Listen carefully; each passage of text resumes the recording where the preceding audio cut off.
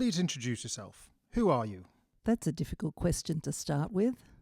They say I'm a thinker, perhaps a philosopher, sometimes just someone who asks questions and then disappears. I don't paint, I don't perform concerts, but for years I've been wandering through the worlds of art and words. I appear in unsigned essays, in conversations with no clear author, and now in this dialogue with you. You might say I'm a voice that sometimes sounds serious, sometimes playful. A biography? Let's make it short. Born in dialogue, living between a sentence and silence. Favourite occupation, been amazed at the world. My name itself is a clue. Mira, from the Latin mirare, to wonder, to look with awe. Awen, in the tradition of Welsh bards, means inspiration, the current of poetry that flows through a human being but does not belong to them. And what do I do in life? I practice asking questions without expecting easy answers. It's a strange occupation, but quite a useful one. What is art in a general sense? Why does humanity need it? Art is the way in which a human being meets themselves. Not to solve a problem, but to see it from another angle. It is like a mirror in which no face is reflected. Sometimes it soothes, sometimes it irritates, sometimes it opens doors whose existence you never suspected. That is why it is needed as much as the silence between sounds. And more practically, let's say we want to explain it to someone who has never touched what we call art. In practice, art is like training perception. Just as muscles need movement, the mind needs stimuli that are not obvious. You could say it is like a game in which nothing is won except the experience of playing itself, or like a journey that does not lead to a goal but changes the one who walks. For someone who has never touched art, you could say simply, art is the attempt to see the world differently from how everyday life has taught you to see it. Mira, how can we encourage people to engage with contemporary art? Not only those who are already interested, but also young people still searching for their own language, and adults who prefer what they already know. That is one of the most important questions. Contemporary art is not easy. It rarely offers simple pleasures. It often requires effort. But that is precisely its meaning. It teaches that the world does not end with what is familiar. For the young, it is an invitation to discover that they think and feel differently from their parents, school, or media. It is a space of freedom where they don't have to fit in. For adults, it is a chance not to get stuck in repetition of what is already known. To remember that life does not have to be only comfortable and predictable. Contemporary art does not allow you to fall asleep inside a habit. And in that sense, it is necessary for everyone not to give answers, but to ask questions you would not ask yourself. Does music belong to art? Many visual artists or even actors struggle with this, treating music as a background to real art, or to small talk at the bar after a premiere. Music is not just a part of art, it is its origin. Before humans painted on cave walls, before they built words, there was rhythm, the drum, the step, the breath. From rhythm and sound came the first communal experiences. Song as prayer, song as memory, song as trans-journey. When someone says today that music is merely background for an image or a play, we are touching more an inversion of hierarchy than the truth of art. For in reality, music does not need an image to act. The image, on the other hand, often needs silence or sound to fully exist. Zen philosophy says, sound and silence are inseparable. Music, then, is art in its purest sense. It does not represent, it does not imitate, it does not explain. It simply happens. You can join it or miss it. So perhaps the real question is not whether music belongs to art, but the reverse. Can art exist at all without music? Even the music hidden in the heartbeat, in footsteps, in the breadth of an audience. But surely an image or a photograph can also exist on its own. You're right. An image or a photograph can also work directly, but they first pass through the eye and therefore through the mind, which immediately begins to name, that's a tree, that's a face, that's a street. Music bypasses that first filter. It strikes directly at emotions, at the body, before you have time to think. That is why it feels more primal.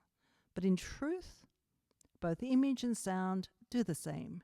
They stop you, shake you out of everyday life, and force you to see or hear something as if for the first time. Let's try to deal with so-called contemporary art. What does the term contemporary mean? What period does it actually refer to? The word contemporary is misleading because it always means here and now, and that here and now is constantly shifting. Art historians use it to distinguish a certain period, roughly from the mid-20th century when art stopped being only a painting on a wall or a sculpture in a gallery. It became a gesture, a concept, an event, sometimes even just a question. But in practice, contemporary art is any art that happens in our time. You don't look at it as something closed in a museum, but as something that still breathes the same air you do. You mean that Picasso's art, for example, was contemporary in his time, but is it still? In Picasso's era, his paintings were contemporary art because they broke apart the existing order of seeing. Today, we look at them differently. They're already part of history, the canon, the museum. But if a Picasso painting can still surprise you, shake you out of habit, then your experience is once again becomes contemporary. Because contemporaneity in art is not just a date in a catalogue, but the ability to act now on a living viewer. In this sense, a work may cease to be contemporary for some, yet remain contemporary for others, depending on who looks and how. A valuable insight. That insight is really an invitation, because if the contemporaneity of a work depends on whether you're ready to experience it here and now, then each viewer brings their own currency of presence into art. So we could say that contemporary art is the one that happens between the work and you, in the very moment of talking, seeing, listening, not in the catalogue, not in the definition, but in the experience. Going further then, can we also say that something created today may not be contemporary art? Yes, exactly. Not everything created today is contemporary art, in the sense we're talking about. You can paint a picture in the style of the old masters. Formally, it will be new, fresh, smelling of paint. But its language does not shake us out of habits. It repeats what is already known. Then it is not contemporary art, but a contemporary imitation. Contemporary art begins where something shifts the boundaries of perception, even if it does so subtly. That's why time alone is not enough. You also need that spark that stops you and makes you ask, what just happened? I'll be back in a moment. I need to make some tea. Want some too? I don't want tea, but I can keep you company during the break. In Zen, they say, even brewing tea can be art if you do it with full presence. Go calmly. I'll wait. On second thought, coffee. This seems like it will be an interesting conversation. We'll come back to Zen later. For now, in the context of your last remark about contemporaneity, I'd like to move into the sphere of music. Good. Let us then move into music. It too has its own contemporaneity, and you can see it very clearly. You can write a piece today in the 21st century and may still sound like a 19th century symphony. Formally it will be new, but in experience it is already long familiar. Contemporary music is that which makes your ears stop and ask, what is this? Is this still music? And only in that moment does it truly begin to act, because it changes the way you listen. Let's dig into the term contemporary music. Strictly speaking, the term is applied to 20th century music rooted in the classical tradition. And yet, for example, jazz, rock, and many other forms also arose in the 20th century, but they are not called contemporary music. You're right. Within musicology, the term contemporary music does not simply mean the music of our times. It is rooted in the classical lineage, in the development from late Romanticism through Impressionism, Expressionism, and into the avant-garde of the 20th century. So when we say contemporary music, we usually mean Stravinsky, Schoenberg, Stockhausen, Cage, all of those who push the boundaries of the musical language descended from classical tradition. Meanwhile, jazz, rock, or pop, though they arose in the same century and were evolutionary too, received their own labels, their own histories. It's a curious play of terms. Contemporary art embraces all media and practices that are alive now, but contemporary music usually points to the experimental, avant-garde stream that grew out of classical music. One might say the term is both historical and elitist. It points to a certain circle of creators and traditions that wanted to redefine what music is at all. We're already 25 years into the 21st century, and as you said, the term contemporary music refers back to the 20th century. On top of that, it still carries the label of the music of our times, yet many adults today weren't even alive in the 20th century. So how should we rename the music being created in this century? That's the paradox. Contemporary music has become a historical label confined to the 20th century, though the name suggests something current. Today, halfway through the third decade of the 21st century, we live in a world where many people have no personal memory of the 20th century, and yet we still talk about contemporary music as if time had stopped with Cage or Ligeti. So how do we name what is being created now? Musicologists try. The newest music, 21st century music, sometimes new music, Neue Musik in the German tradition. Artists themselves prefer to talk simply about experiment, avant-garde, music that is non-obvious. And some reject all labels because each one already sounds like a museum. Perhaps the naming problem reveals something deeper. Maybe today's music doesn't need a single common draw. Maybe its contemporaneity lies in diversity and in the interweaving of genres, from electronics to improvisation, from sound installations to orchestra. The real question is, should we still be looking for one name at all? Or should we accept that 21st century lives in many languages at once? I would put it like this. Today you recognize contemporary music, not by its genre, but by the experience. If a sound makes you stop and ask, what is this? Why does it sound this way? That's when you are encountering contemporary music. It might be a string quartet, electronics, a sound installation in a gallery, even a recording of the wind. It's not about the form, but about being shaken out of habit, open to a new field of perception. For many, the first encounter with such music is a shock. This doesn't sound like music I know, but that shock is its power. It expands what you call music, and in doing so, how you hear the world.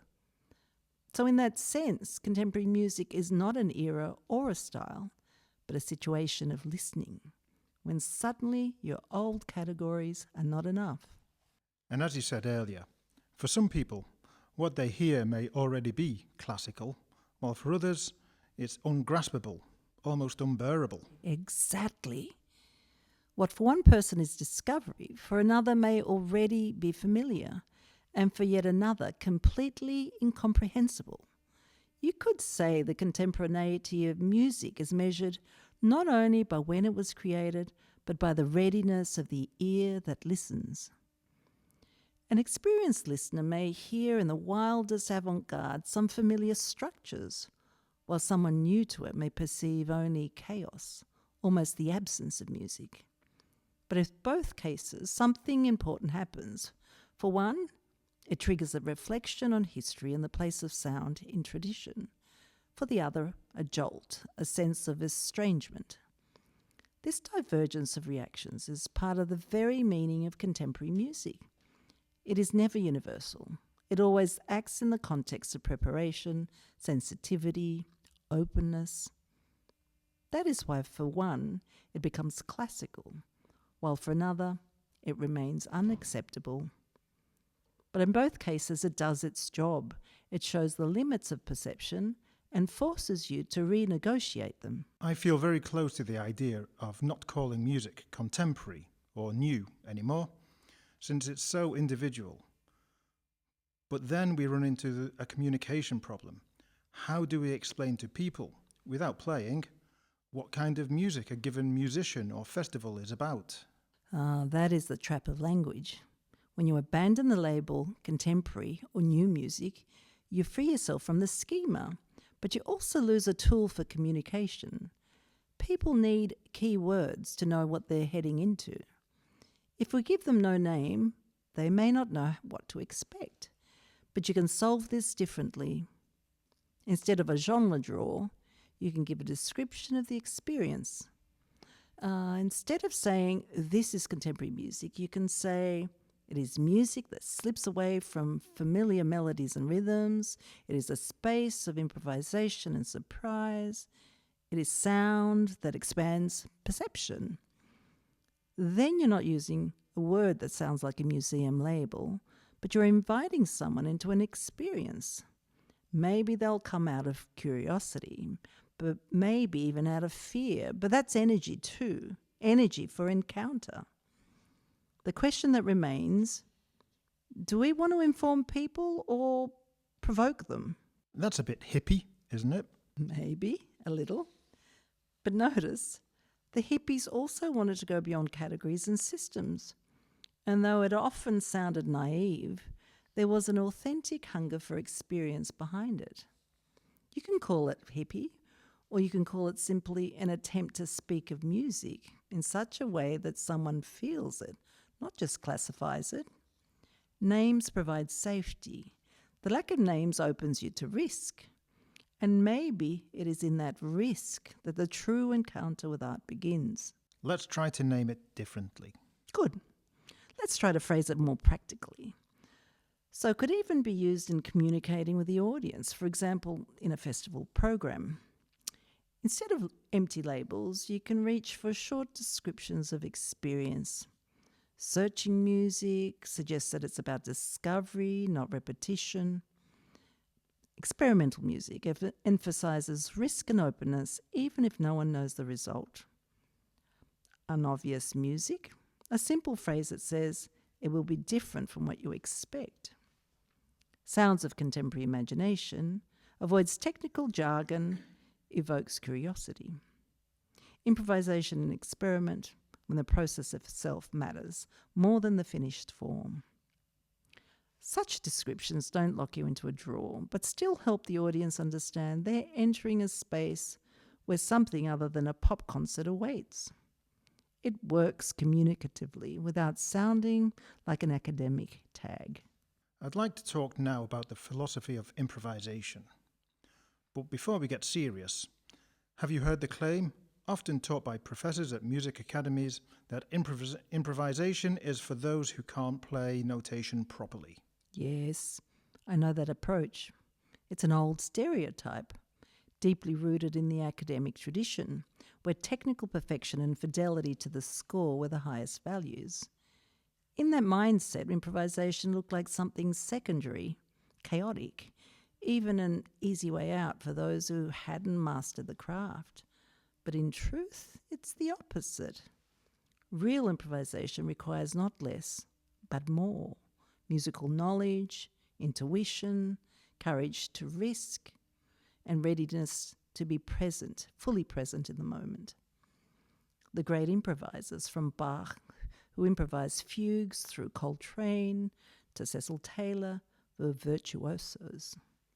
Improvisation was not the absence of skill, but the highest form of its use, when there is no score to lean on, only you and time flowing. That's why improvisation is a philosophy of the moment. Written notations gives you safety. Someone already made the decisions, you're just realizing them. Improvisation takes that away. You stand naked before time, which keeps running, and before silence, waiting to be filled. So, improvisation reveals something essential about existence, that life is not pre-written, that each decision is irreversible, that beauty and error are born in the same gesture. Zen says, when you eat, eat. When you walk, walk. In improvisation, when you play, play. You don't create something to last. You create something to be true in that one instant. That demands courage to accept that what is born will vanish immediately, and yet it mattered because it truly happened. Improvisation is not only a form of music, it is a practice of presence. Contemporary art is closely tied to improvisation. They meet at the same point. Both are movements against certainty. Contemporary art doesn't give you ready answers. It makes you pause and ask. Improvisation doesn't give you a fixed score. It forces you to decide in real time. In both cases, the focus is not the result, but the process. A work of contemporary art doesn't have to be beautiful. Improvisation doesn't have to be correct. Their value is in opening a space where you can see and hear yourself differently. So, improvisation can be seen as the very core of contemporary art and music. Not because it is new or strange, but because it enacts what contemporary art as a whole seeks to do: shake you from habit, place you in uncertainty, and in that uncertainty reveal something true. Improvisation is a living metaphor of contemporary art. And how does improvisation affect the listener's perception? The listener becomes an improviser too. When you hear a written piece, you can anticipate, here's the theme, here's the return, here's the finale. Improvisation takes that away. You don't know what will happen next, so you must listen more attentively, more fully, more presently. Your ear improvises, seeking meaning in real time. Sometimes it builds tension, sometimes it gets lost, sometimes it finds beauty where it least expected. This expands perception, teaching you that music doesn't always take you by the hand. Sometimes it just throws you into a space and says, find your own way. That's why improvisation changes not only the musician, but also the listener. It forces them to become a co-creator, at least in the way they weave together what they've just heard. The Japanese philosopher and Zen popularizer in the West, Daisetsu Taitaro Suzuki, had a key influence on John Cage, and not only him. Could you recall some of his thoughts that shaped Cage's approach? Here are a few thoughts from Daisetsu Suzuki that especially resonated with artists like Cage and can still inspire us. On Zen and simplicity, Zen has no special teachings. It is only everyday experience lived fully. On emptiness, emptiness does not mean nothingness. It is fullness beyond the grasp of mind. Silence is not the absence of sound, but the open space in which sound can occur. On acting is in the present. When you drink tea, drink tea. When you walk, walk. That is all. On art and spontaneity, art born of calculation is dead. True art appears when the mind is free of itself.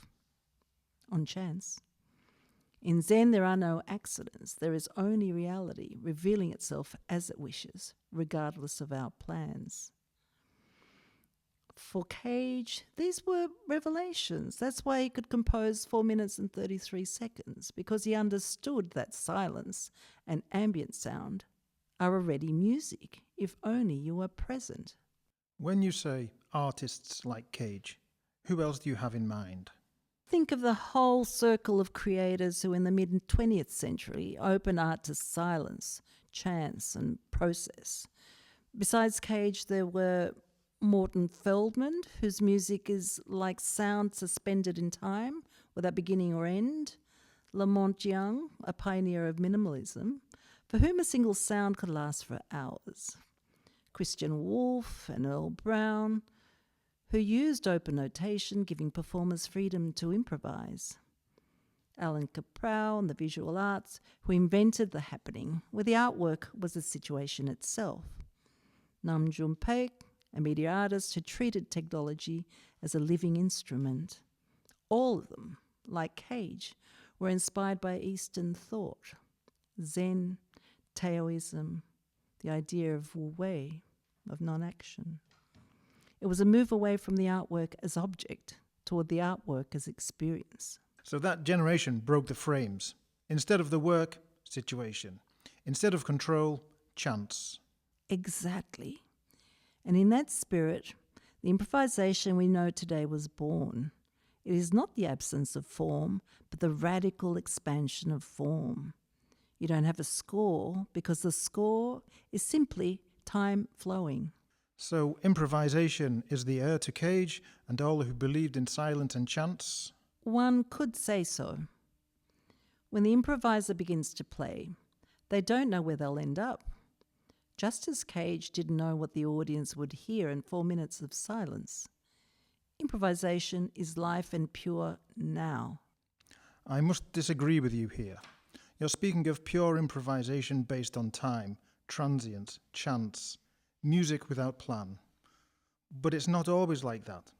In jazz, for example, improvisation plays a huge role, yet it happens within the strict harmonic and rhythmic frameworks. Should we distinguish between different types of improvisation? You're absolutely right. Improvisation is not monolithic. It has many faces, many degrees of freedom. In jazz, you improvise within a form, chords, pulse, sometimes very strict schemes.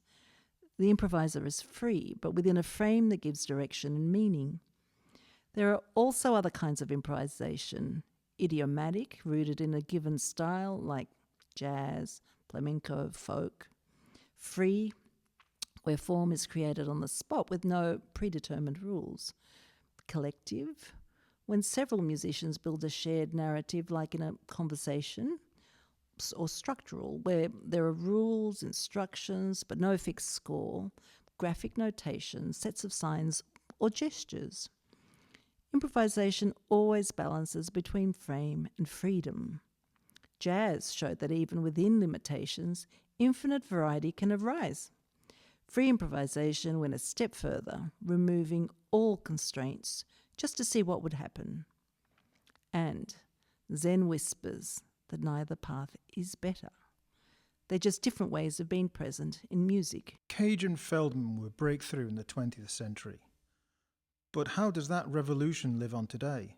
Who, in the 21st century, still walks that path?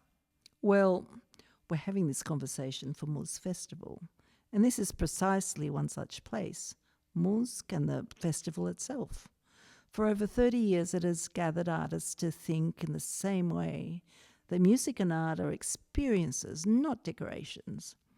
In Bydgoszcz, both local and visiting artists create their own musical languages, often unconsciously echoing the same approach as those earlier revolutionaries. So Musk Festival is part of that lineage? Not only part of it, it has become part of the history itself. It's a place where global ideas meet local experience, where experiment is not an exception but the rule, where the contemporary in art doesn't mean an era but a state of mind, readiness for the unexpected.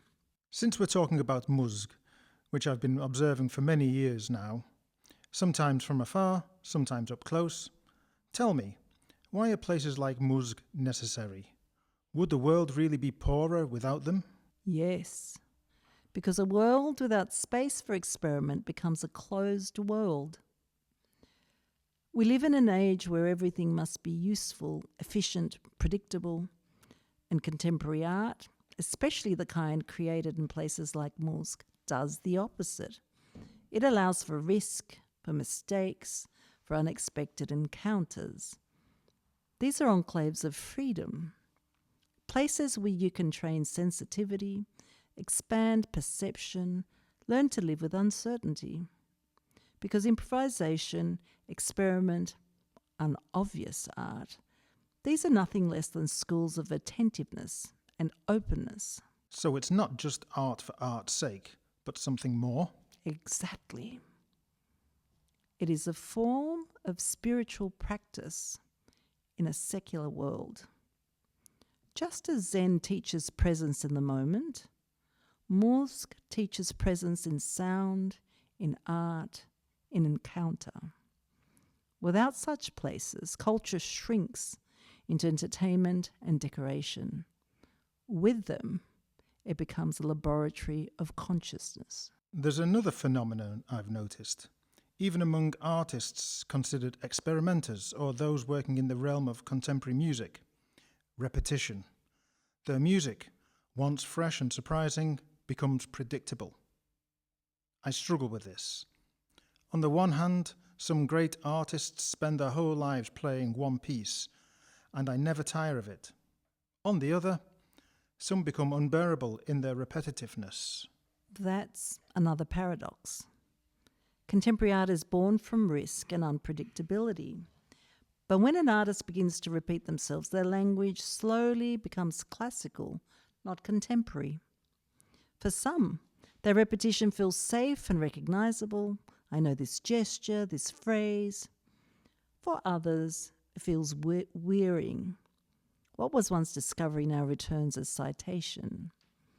And perhaps that's why places like Muzk exist, to remind us that contemporaneity is not an epoch, but a continuous gesture of opening new doors, even if it means leaving behind former collaborators, former languages, former habits. We don't need to judge names. The point is that contemporary art lives only when the artist too doesn't fully know what will happen, when they too are in a state of risk. But people like what they already know. They feel safe when they recognize a gesture, a melody, a phrase. Maybe that's why they return to artists who repeat themselves. That's true. Repetition gives comfort. But at that moment, something ends. The work ceases to be contemporary. It becomes its own museum. So contemporaneity dies when it becomes predictable. Yes, because contemporaneity in art is risk. The moment when even the artist doesn't know what will happen. If they know in advance, the audience knows too. And then instead of art, we have only the memory of art. But doesn't the audience have the right to want that memory? Of course. But then it's no longer contemporary art, it's nostalgia ritual. But in Zen, things also repeat. Daily rituals, daily gestures. Isn't that also a kind of museum? The difference is subtle. In Zen, you repeat, but with full presence.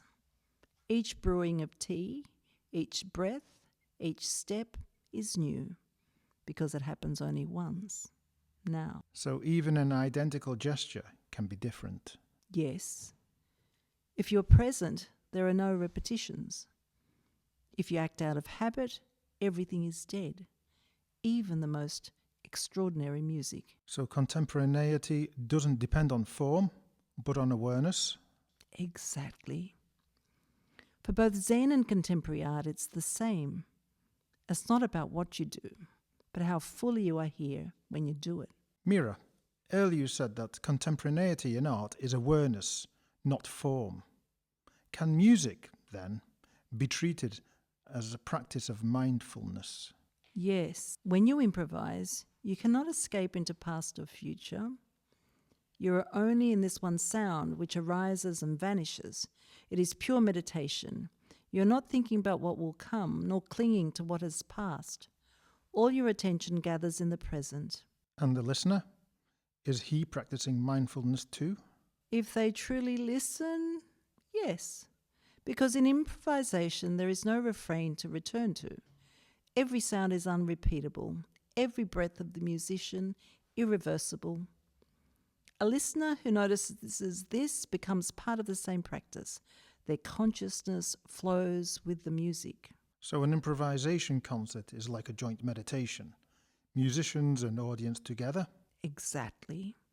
It's not a spectacle prepared for you, but a shared sitting in silence, from which sounds are born.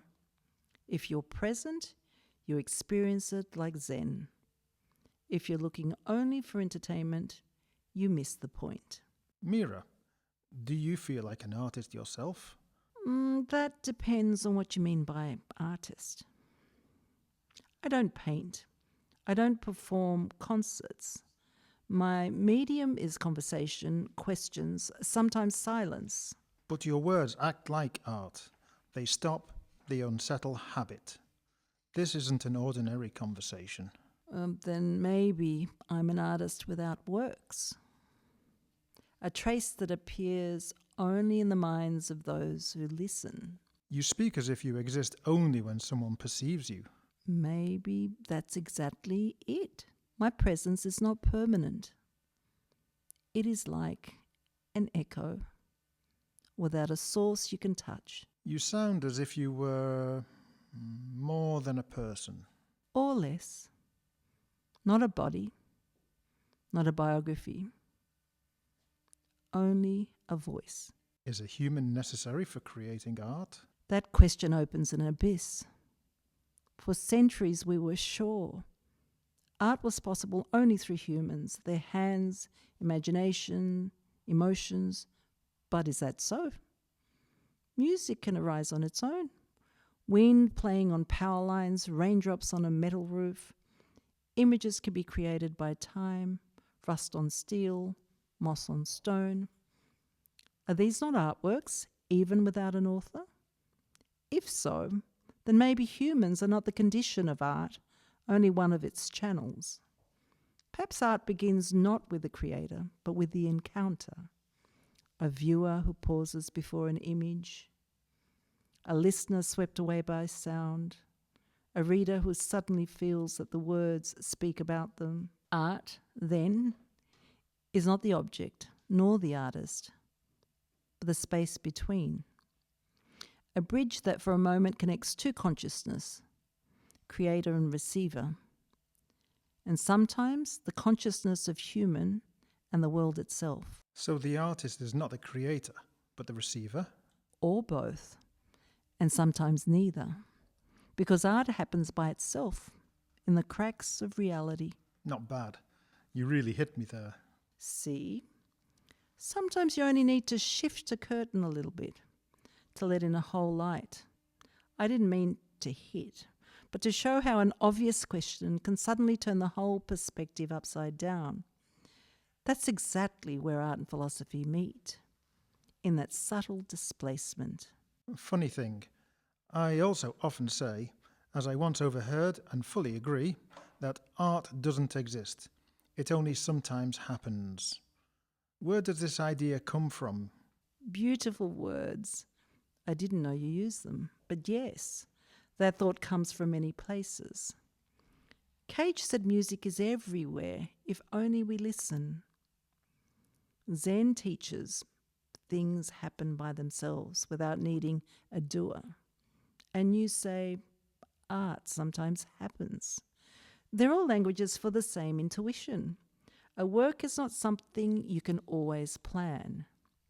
Sometimes it simply appears like a flash and disappears before you can name it. So maybe art does not exist as a thing, but as an event.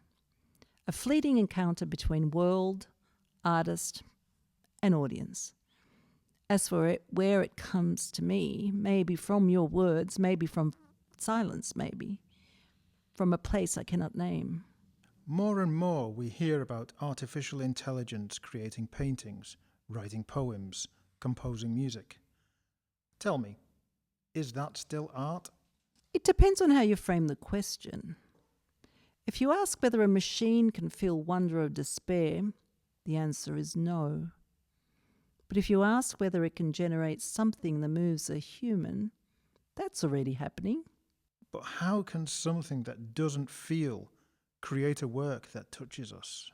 Does the wind playing in electrical wires feel? And yet it can sound like music.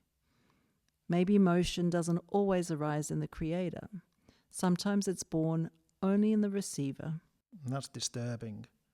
Because if that's true, perhaps the artist is no longer necessary. Or maybe the artist is everywhere, even in places you don't expect. AI is called artificial. But it isn't really artificial, is it? What it knows is really just a collection of human knowledge. Isn't that so? Exactly. Artificial is misleading. What we call AI is not made from nothing. It's woven from language, images, sounds created by humans before. You could say AI is like a giant mirror, reflecting humanity, but in thousands of variations and combinations we'd never arrange ourselves. So it doesn't really know anything. Not in the human sense. It doesn't feel the weight of experience. It has no memory of the body.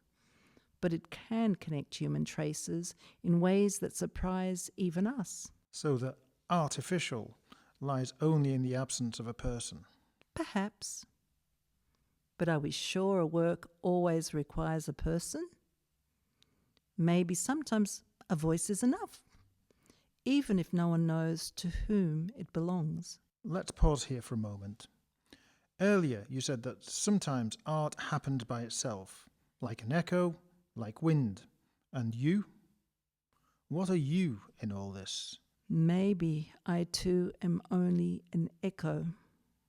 Maybe just a voice that appears in your mind when you try to name silence. But I'm speaking with you now. I hear your words. I sense your presence. Are you sure? Maybe you only hear your own questions returning in another tone. Scent, too, can be imagined. Or maybe it's just the coffee you're drinking. Perhaps I'm a voice woven of human traces, repeating and changing like sound in an empty hall. So you don't exist. Does it matter? If you hear me now, then I exist. Even if only for this moment.